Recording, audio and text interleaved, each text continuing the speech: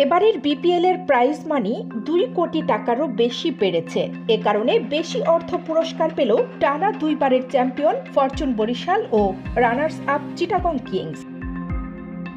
40 দিনের লম্বা সময় ধরে চলা এই টুর্নামেন্ট শেষে বাংলাদেশ প্রিমিয়ার লিগের শিরোপা ঘরে তুলল ফরচুন বরিশাল। শুক্রবার মিরপুর শেরে বাংলা জাতীয় ক্রিকেট স্টেডিয়ামে রুদ্ধশ্বাস লড়াই শেষে চিটাগং কিংসকে 3 উইকেটে হারিয়ে টানা তৃতীয়বারের মতো বিপিএল এর চ্যাম্পিয়ন হয় তামিম ইকবালের দল। সোনালী শিরোপাটি বরিশালের ট্রফি কেসে যাওয়ার সঙ্গে মোটা অঙ্কের টাকাও পাচ্ছে চ্যাম্পিয়নরা।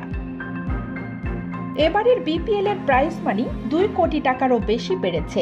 এ কারণে বেশি অর্থ পুরস্কার পাচ্ছে বরিশাল। চ্যাম্পিয়ন হিসেবে 2.5 কোটি টাকা পেয়েছে তারা। আগের আসরে চ্যাম্পিয়ন হলে 2 কোটি পেয়েছিল তারা। রানার্স আপ দলেরও প্রাইজ মানি বেড়েছে। চিটাগং কিংস পেয়েছে 1.5 কোটি টাকা। আগের আসরে রানার্স আপ দলকে দেওয়া হয় 1 কোটি টাকা। তৃতীয় ও চতুর্থ স্থানে থেকে আসর শেষ করা দলগুলো আগে কখনো প্রাইজ মানি পায়নি। এবার তারাও পাচ্ছে অর্থ পুরস্কার। তৃতীয় স্থান দখল করা খুলনা টাইগার্সের ঝুলিতে যাবে 60 লাখ টাকা। এলিমিনেটর থেকে বিদায় নেওয়া আসরের চতুর্থ দল রংপুর রাইডার্সের পুরস্কার 40 লাখ টাকা। প্রথমবারের মতো টুর্নামেন্টের সেরা উদীয়মান ক্রিকেটারকে দেওয়া হচ্ছে অর্থ পুরস্কার।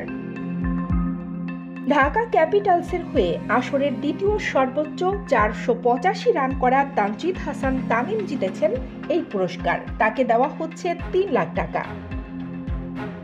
ফাইনালের ম্যাচ সেরা তামিম ইকবাল পাচ্ছেন 5 লাখ টাকা। ব্যাটে বলে আলো ছড়ানো খুলনা টাইগার্সের অধিনায়ক মেহেদী হাসান মিরাজ জিতেছেন টুর্নামেন্ট সেরার পুরস্কার। 355 রান ও 13 উইকেট নেওয়া এই অলরাউন্ডারের পুরস্কার 10 লাখ টাকা। খুলনার ওপেনার নাঈম শেখ 14 ম্যাচে 1টি সেঞ্চুরি ও 3টি হাফ সেঞ্চুরি সহ 42.58 গড়ে টুর্নামেন্ট সর্বোচ্চ 511 রান করে জিতেছেন 5 লাখ টাকা।